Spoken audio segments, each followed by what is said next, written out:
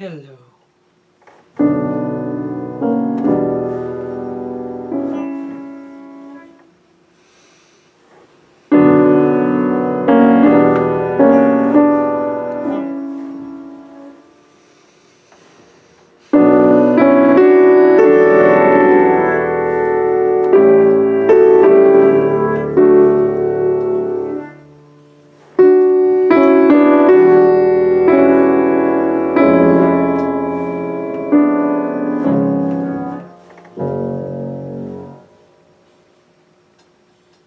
This moment musical by Rachmaninoff has the interrupted silences music.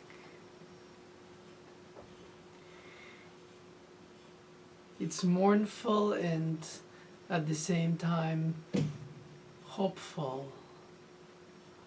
It is speaking on expiring. Of course we do mostly anyway. Sorry for my cold, my voice is unusually low. But I wanted to share with you the meaning for me of these interrupted silences. One could say it's pleading, brooding, deeply affected, and in a way accepting. The usage by Rachmaninoff of this B minor tonality of Tchaikovsky's Last Symphony, which marked every Russian composer there is, and not only composer, sort of the death tonality of Russian music or Slavic soul music.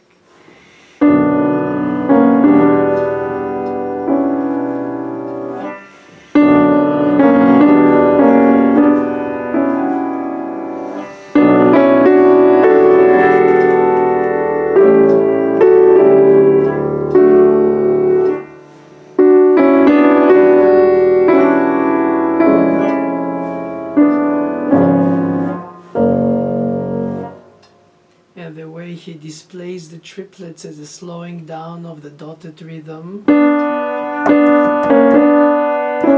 which has something almost of a funeral march. But then the triplet breaks, loosens that and makes it more into a perhaps a sigh, or an echo of the dotted rhythm, by loosening it rhythmically and then interrupting it before to connect.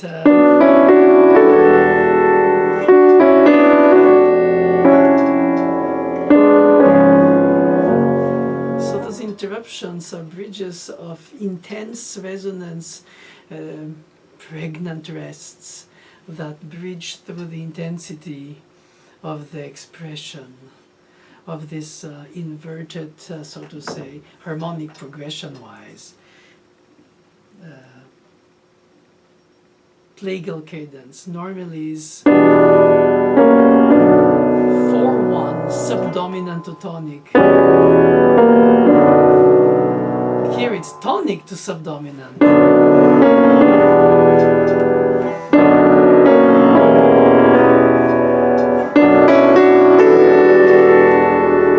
And then the spreading on this subdominant.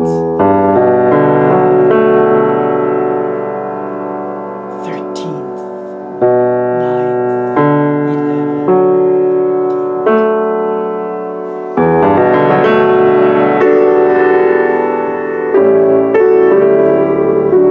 And the left hand playing the circle of fifths. If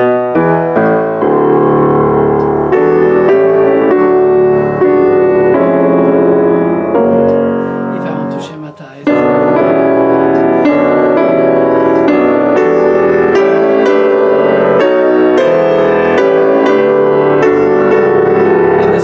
Fifths, the secondary dominant of the dominant,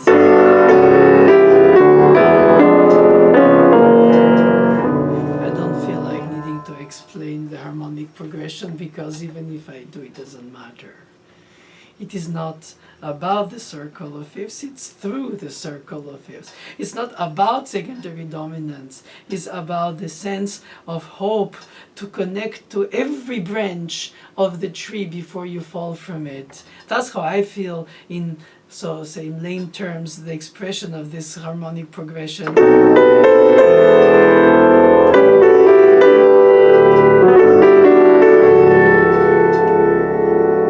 Inexorably the fifths drop in the bass, like in organ Bach pieces. And the melody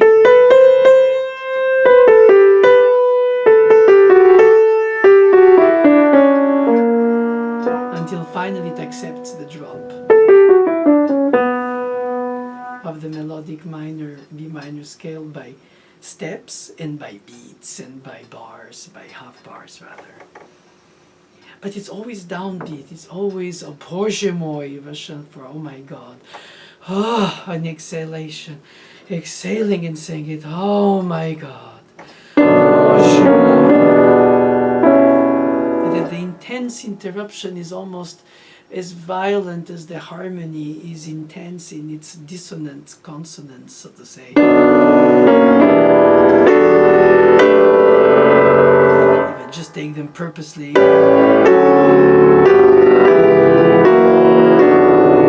Very spread dispositions in the right hand, and the deep basses as if fate goes on in the left hand.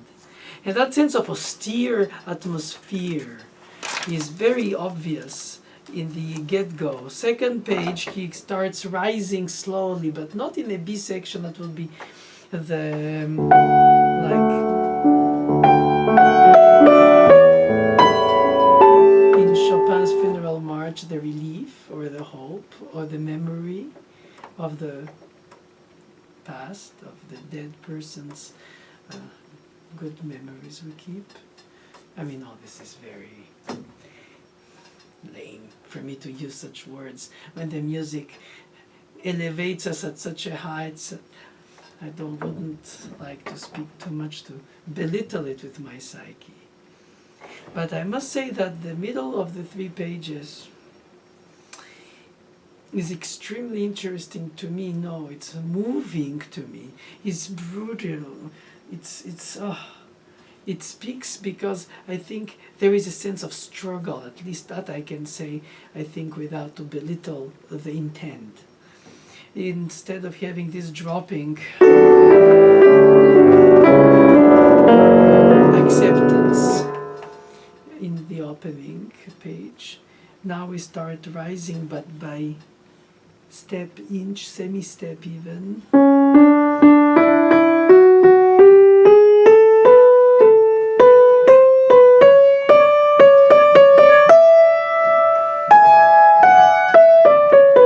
Until that Sol diez, G sharp, Gis in Deutsch. So I will play for you.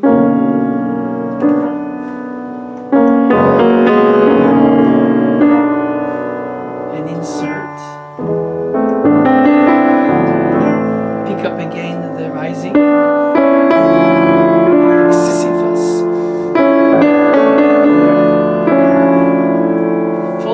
Anxiety, hope, and step by step gaining ground, rising. This time no more insert piano, it's all forte. Relating to C sharp and all that, I don't want to even.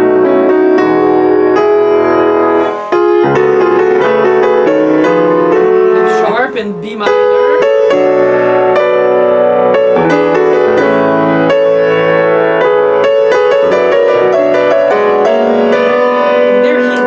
Rising with the triplets and the thirds and the rising step by step to have the scream of the soul, the exaltation from which he drops.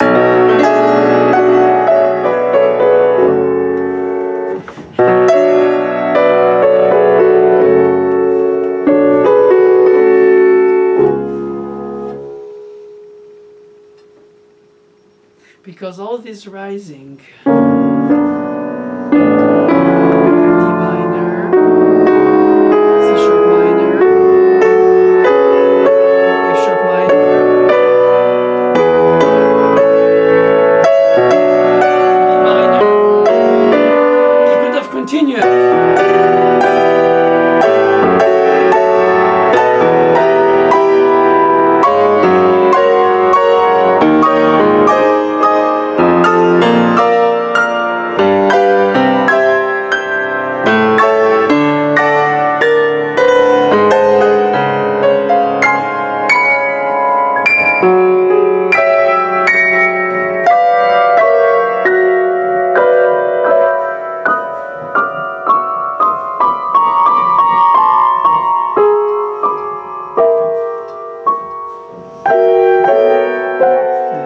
step by step, lament returns.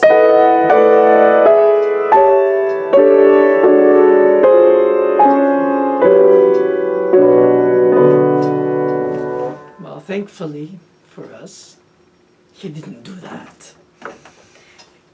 But nevertheless, he builds up this step-by-step motion with very careful modulation, as if each ground is another ground gained over the lament of the opening drops, which were inexorable. And here we have the hope. And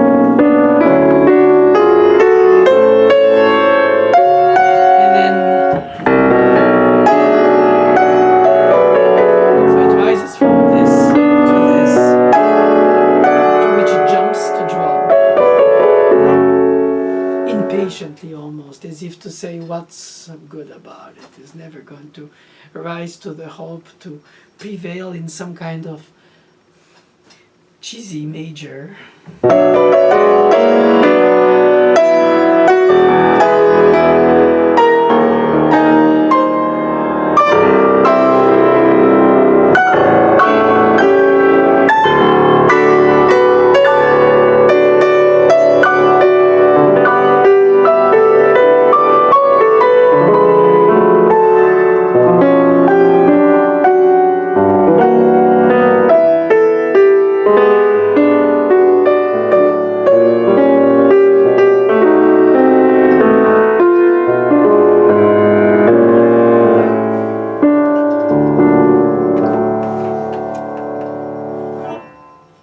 Forgive my digression.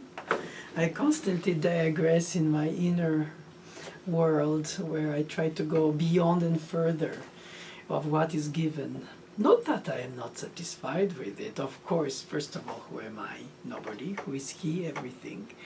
So it's a question not only about respect and, of course, humility, but also I felt, since I'm born in music and I started playing piano before age 5, as much as I recall, the two double bar sign, 2 lines at the end of the, regardless how short child piece I was learning, were for me a limitation that disturbed me intuitively. I had to go beyond.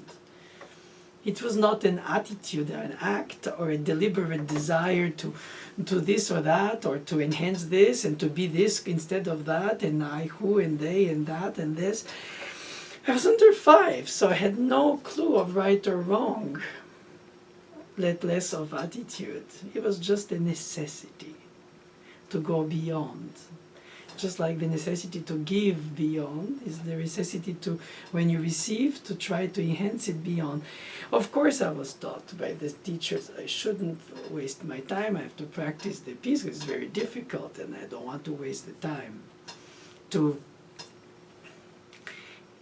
go around it in circles, non-concentric but exponential, and rising to other realities. Mademoiselle Boulanger later told me that if I don't like the piece I play, which is a French expression poorly translated in English, it means if you're not convinced or convincing, rather, playing it, try to. But if not, write your own. But completely, not in the style of, or an improvisation or a paraphrase over it. I didn't shy, but this need started very early, and so what I just demonstrated is part of that inner freedom that I have with the piece. It is not arrogance, it's just humility, but it's also love for the piece. And in a way it helps me understand how to bring the untold, the between the lines, the hinted, the innuendos that are not all written, and how to make it interrupt this long rise of the page 2, which is interrupted to go down in the drop, because it rises.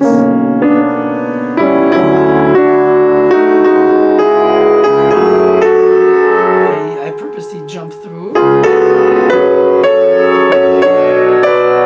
and then all of a sudden there is an impatience to jump from the D, which was the risest octave from the first, and not pursue that rising, and then, but to be impatiently grabbing on it and then dropping from it. It's almost heartbreaking as an emotional burst. That's how I feel it in terms of psychological terms.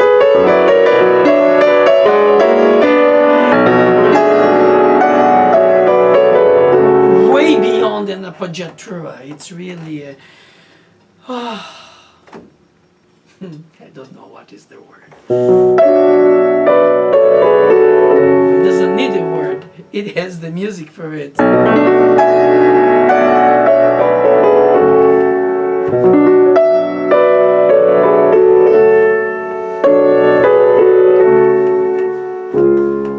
think it's a series of sighs. He has this short bridge,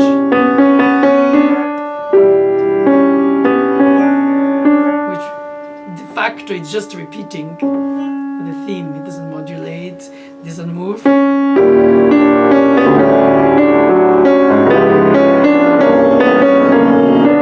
return to B minor, nor the circle of fifths.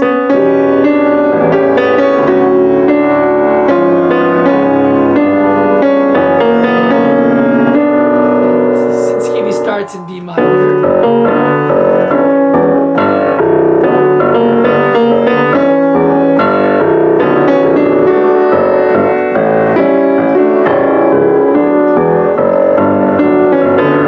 And the sense of gravitas is the lack of upbeat. Everything is downbeat, even the apparent upbeat. Ta, ta, ta, ta. I want to tell you how much this and this. So I always speak with emphasis on exhaling when I speak it, because, oh gosh, Boże mój, my God. Yeah. And so the bridge in question, he just repeats and stays on the subdominant. And again. And again.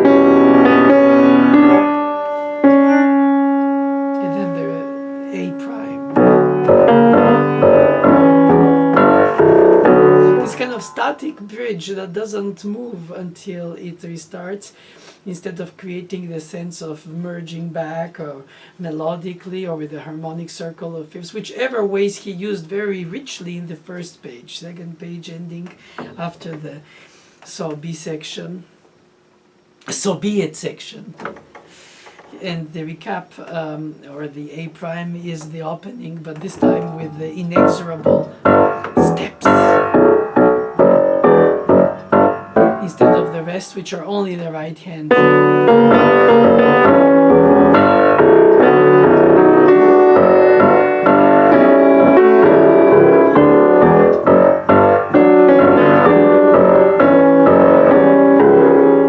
If that is not gravitas, if that is not austere, if that's not dark, profound, deep, meaningful, deprived of any seductive lightness of being, just the morning.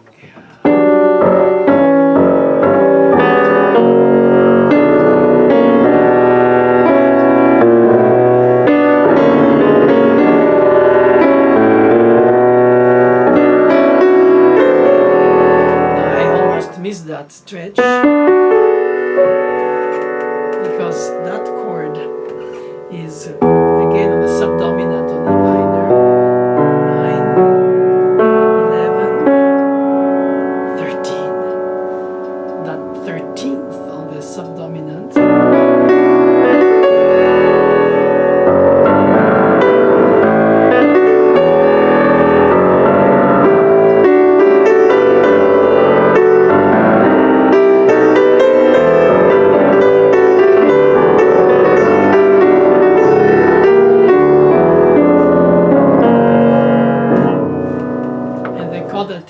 back on the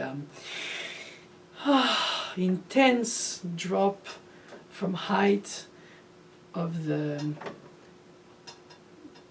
climax of the middle section, which was and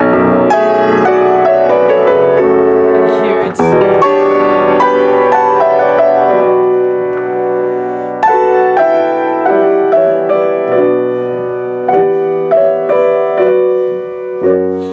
with a dominant and non-satisfied perfect cadence. I think he remains deeply plagal from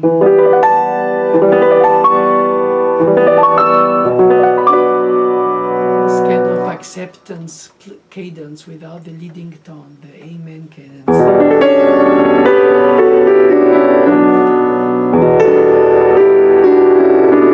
Subdominant tonic. He has a dominant, but it doesn't go to the tonic. He interrupts it. It's a half cadence.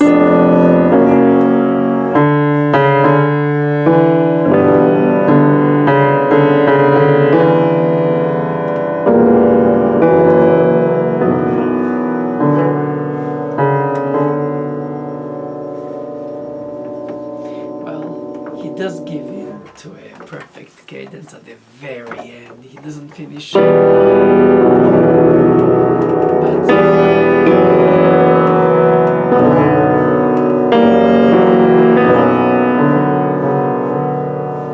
and of course, no Picardy in Russia.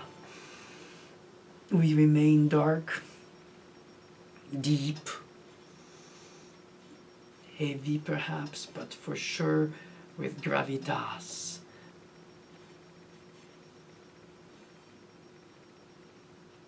I'm not always agreeing with Victor Hugo's statement that nostalgia is the happiness of the sad people, because I think there is some kind of irony in it for some aspects of it, even if it was not perhaps meant like that, and perhaps it was.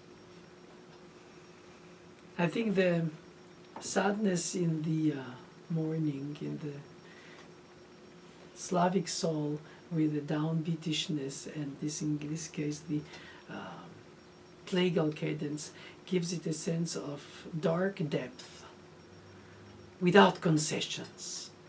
Perhaps the triplets break a little bit of that sense of mourning. Perhaps the rests interrupt to give us more time to catch the breath further up and then drop it in the sigh of the sadness of the death of the person. That's how I see it. This moment musical by Sergei Rachmaninoff.